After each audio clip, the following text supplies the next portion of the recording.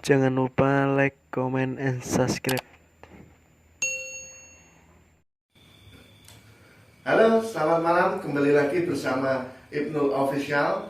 Kali ini kita akan menguak atau mengklarifikasi tentang sejarah atau asal-usul Jayabaya yang sekarang itu terkenal tentang ramalannya tentang Pulau Jawa ini. Dan ramalannya itu sempat didengar di kalangan-kalangan muda-mudi ataupun kalangan dewasa yang sekarang beredar di banyak masyarakat, di sosial media, di macam-macam media gitu. Nah, kita sekarang bersama tokoh masyarakat yang sedikit banyak tahu tentang Jayabaya atau ramalan Jayabaya yang sekarang sedang sangat kontroversial gitu. Nah, mari kita menguak atau ingin tahu, langsung kita tanyakan kepada beliau tentang Jayabaya tersebut. Bisa langsung dijelaskan, Mbak, tentang asal-usul Jayabaya dan berdirinya Jayabaya atau ramalan-ramalan yang sedang profesional di kalangan masyarakat sekarang ini? Ya, insya Allah akan kami jelaskan begini. Pada episode yang terdahulu, ketika kita wawancara tentang masuknya Islam ke Nusantara, kan pernah yang kemarin itu, di situ kan ada sudah dijelaskan pada era Erlangga abad ke-9. Nah, berkaitan dengan hal itu, maka sebetulnya rangkaian ceritanya kan tidak ke Jayabaya, tapi kan ke periode pembebasan Pulau Jawa ini dari pengaruh Hindu-Buddha, Hinduisme dan Buddhisme.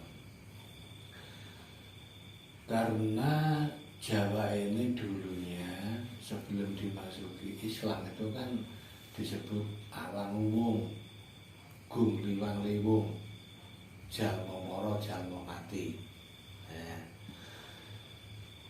jadi untuk menjelaskan Jayabaya, coba akan kami ajak untuk bertamasya dulu ke eranya Syekh Subakir. Karena ada kaitan dengan Jayabaya, maka sebelum saya menjelaskan siapa itu Jayabaya, coba sedikit kita telisik mengenai Syekh Subakir. Yaitu pada kurun abad ke-10, ya, setelah eranya Erlangga, itu ada 3 ulama besar dari Timur Tengah sana, yang satu dari Turki, yang satu dari Mesir, yang satu dari Palestina. Itu 3 tokoh besar. Yang pertama yaitu Sayyid Muhammad Al-Bakir, atau yang lidah Jawa, ilate wong Jawa nyebute Syekh Subakir. Terus tokoh yang kedua, Syekh Subakir itu dari Turki, keturunan baginda Nabi. Terus tokoh yang kedua itu yaitu Syekh Samsudin, ya, Syekh Samsudin itu dari Mesir. Terus yang ketiga Sayyid Muhammad Makhdum, itu yang dari Palestina. Nah, ketiganya atas perintah daripada kakek moyangnya yaitu Kanjeng Nabi untuk membebaskan Jawa ini dari pengaruh cengkeraman Hindu-Buddha. Beliau bertiga datang ke Jawa ini diperkirakan abad ke-10 yaitu pasca runtuhnya dinasti Erlangga, berdirinya Jenggala dan Kediri. Nah, ketika beliau bertiga datang ke sini, ini ya banyak sekali sebenarnya jejak-jejak beliau bertiga ini yang ada di Pulau Jawa. Misalnya di daerah Jepara sana ada, terus di daerah Jenutuban ada. Mereka bertiga datang ke Jawa ini awal mulanya pendaratannya jadi satu, yaitu di daerah Jepara sana, yang itu sekarang bisa ditapak tilas, yaitu di pesisir pantai Jepara, tepatnya itu yang sekarang disebut Lemah Bang, Bandowo dan Kuaden. Nah, di situ ada jejak-jejak daripada beliau bertiga Ini Jepara itu Mbak ya. Kecamatan mana Mbak? Itu Kecamatan Kembang. Kembang. Ya.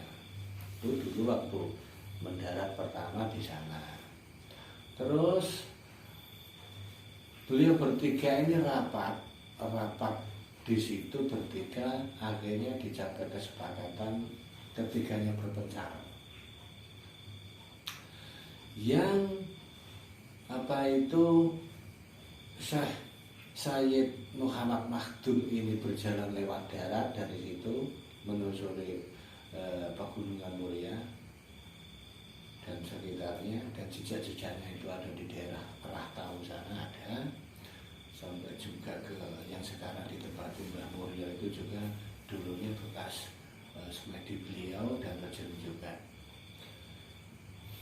Terus yang dua yaitu Syekh Subakir dan Syekh Samsudin itu naik perahu lagi menyusuri Laut Jawa ke arah timur dan mendarat di daerah Jenu, Tanjung Awar-Awar, Desa Tasikharjo. Di situ juga ada peninggalannya Syekh Subakir di situ. Setelah dari situ mereka berdua rapat, akhirnya dicapai kesepakatan berduanya pencar. Yang Syekh Samsudin itu ke arah timur menuju ke daerah Kediri, pusat pemerintahan Jawa saat itu di Jawa Timur, yaitu di daerah Deha Kediri dan Jenggala. Terus yang siapa itu, yang Syekh Subakir itu ke arah selatan menyusuri hutan belantara dan lain sebagainya dari Jenu itu, sampailah beliau ke daerah Gunung Tidar. Nah itu, jadi secara singkat itu kami awali menjelaskan tentang Jayabaya dari beliau berdua. Terus siapakah Jayabaya itu? Jayabaya adalah histori, cerita dongeng yang berkembang di masyarakat bahwa beliau itu adalah keturunan dari dewa-dewa. Ya. Dan dewa-dewa itu sebetulnya itu adalah penisbatan terhadap orang-orang yang mempunyai kedudukan tinggi di masyarakat. Karena orang Hindu, orang Buddha itu menyebut seseorang yang dihormati itu dengan sebutan Sang Hyang, atau dalam tanda kurung dewa. Makanya Jayabaya itu sebetulnya kalau dalam dongeng-dongeng yang berkembang, dan itu memang betul setelah dikaji oleh para ahli sejarah, beliau itu adalah keturunan daripada Nabi Sis. Nabi Sis itu putranya Nabi Adam. Nah, jadi Nabi Sis itulah yang menurunkan Jayabaya itu, bahkan menurunkan para penguasa-penguasa di Jawa ini juga dari Nabi Sis. Nah itu Jayabaya itu hidup pada sekitar abad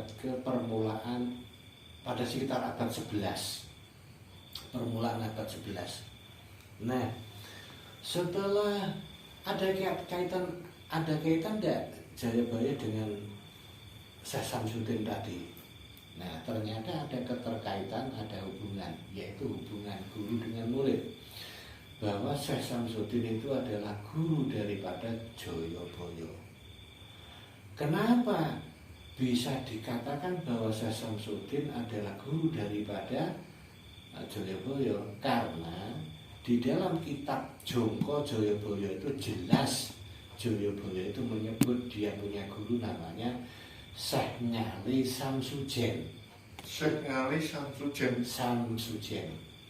Nah, siapa itu Syekh Ngali Samsujen? Ternyata beliau adalah Sayyid Ali Samsudin tadi, yang bersama-sama Syekh Subakir dan Muhammad Makdum datang ke Jawa. Syekh Ali Samsudin ke arah timur menuju Kediri. Nah, disitulah akhirnya dengan teori pendekatan yang kultural, pendekatan budaya, pendekatan akhlak yang karimah, yang baik, bagus, akhirnya si Joyoboyo ini berkenan berguru kepada Syekh Ali Samsudin yang beliau sebut dengan nama Ngali Samsujen. Dan Joyoboyo itu adalah Raja Kediri yang ketujuh. Jadi sebenarnya Joyoboyo itu Raja Kediri yang urutan ketujuh, Mbak ya? Ketujuh. Beliau itu adalah kakeknya mbahnya Angleng Darmo.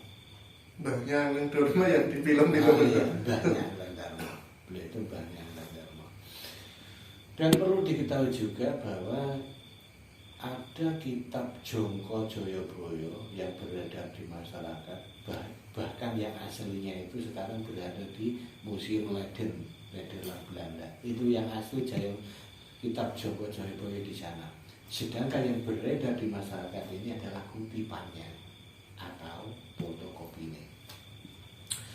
Itu beliau menjadi murid daripada Syekh Ali Samsudin ini.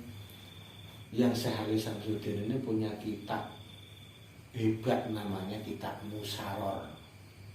Nah, kitab Musaror itu memuat beberapa keajaiban-keajaiban dunia tentang takdir, qada dan qadar.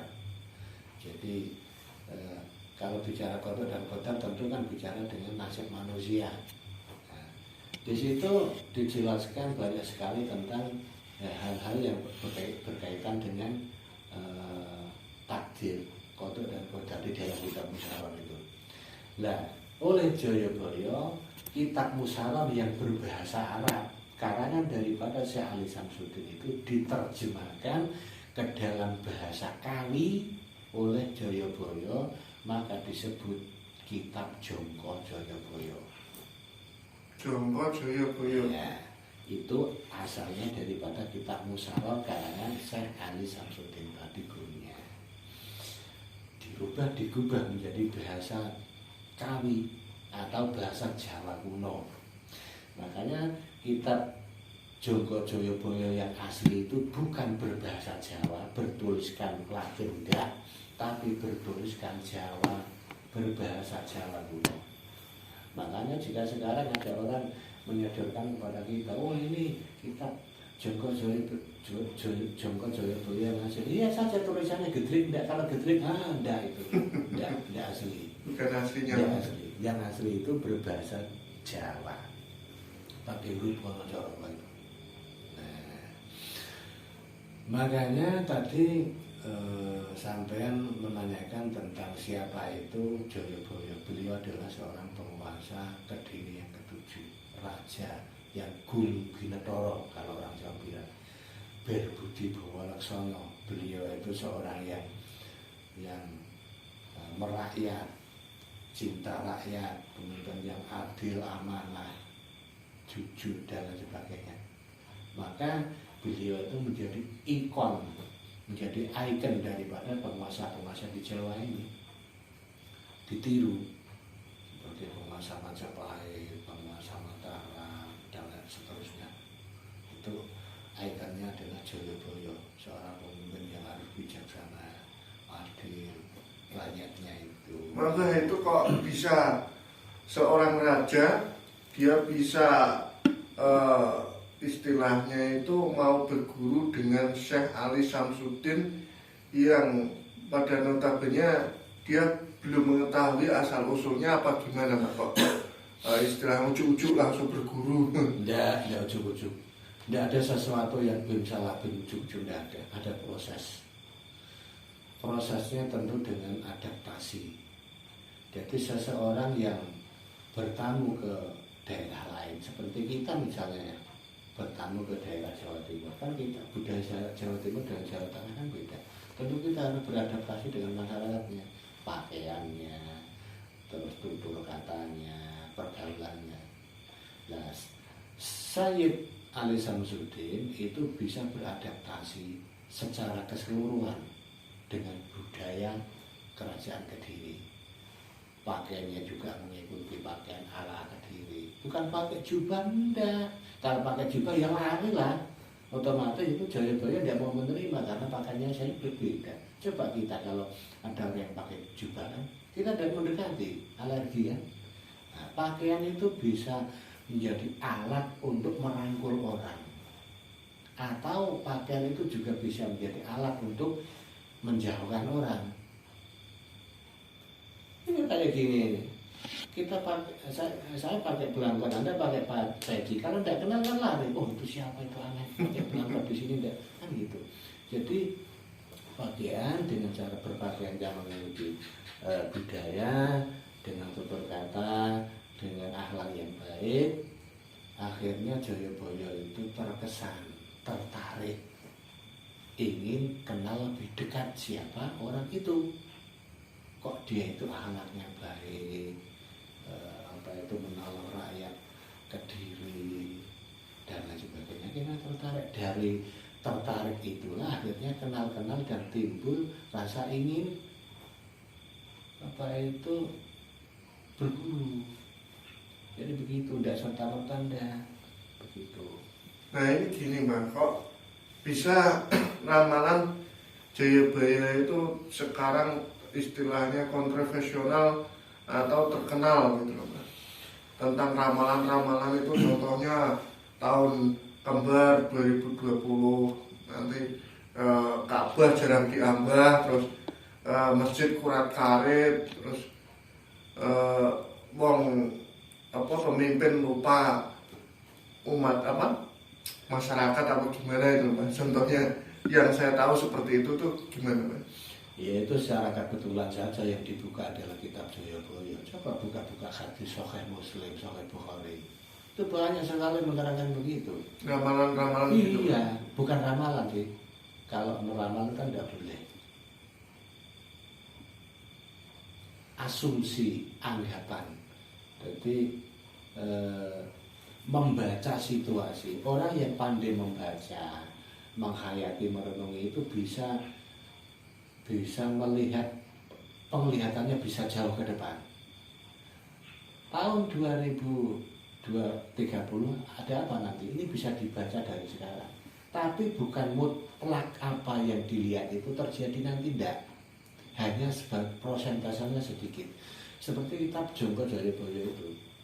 Kebetulan yang dilihat oleh orang-orang adalah Jongko Jayabaya. Coba lihat yang aslinya, turunannya yang aslinya Musyarat. Pasti orang akan mengatakan wah itu kitab Musyarat hebat. Lah orang tidak pernah baca Musyarat, ya bagaimana tahu? Yang dia tahu kan Jongko Jayabaya. Coba orang buka Sahih Muslim, Sahih Bukhari, hadis-hadis itu dan kitab-kitab karangannya ulama-ulama seperti Futuhul Ghaib itu karangan Syekh Abdul Qadir itu kan menerangkan begitu sama. Dan memang secara kasat mata, secara ilmu ilmu katakan tidaklah kalau supranatural enggak, ilmu batin lah. Dan ilmu batin dipadukan dengan ilmu geografi dan biologi, dipadukan menjadi satu ilmu yang hebat. Itu bisa melihat bahwa dunia ini nanti pada putaran yang ke-1000 tahun ini nanti mengalami perubahan. Hanya kita saja yang tidak pernah menekuni hal itu ya tidak tahu. Tapi bagi mereka yang menekuni hal itu, dipelajari terus, akhirnya bisa menciptakan, bisa merumuskan sebuah ilmu, yaitu melihat masa depan. Seperti yang dilakukan Syekh Ali Samsudin itu, yang digubah menjadi kitab Jongko Jayabaya. Yang berjasa adalah Syekh Ali Samsudin, tapi yang panen nama besar adalah Jayabaya. Itu. Jadi asal mulanya begitu Mbak ya. Kurang lebihnya begitu. Oke teman-teman, itu tadi penjelasan tentang Raja Jayabaya yang ramalannya istilahnya zaman sekarang ini sangat kontroversial di kalangan muda-mudi atau kaum dewasa yang dimada di media sosial. Itu tadi penjelasan dari beliau, tokoh masyarakat kita yang sedikit banyak mengetahui. Kalau misalkan teman-teman ada yang ingin ditanyakan, silahkan tulis di kolom komentar. Silahkan tanya tentang apa, nanti kita review atau kita tanyakan langsung kepada beliau tentang hal tersebut. Jadi istilahnya jenengan tanya aja, jangan sungkan-sungkan. Oke, terima kasih sebelumnya telah menonton channel Ibnul Official. Jangan lupa subscribe dan like and comment, dan jangan lupa bunyikan loncengnya agar tidak ketinggalan notifikasi tentang Ibnul Official. Terima kasih.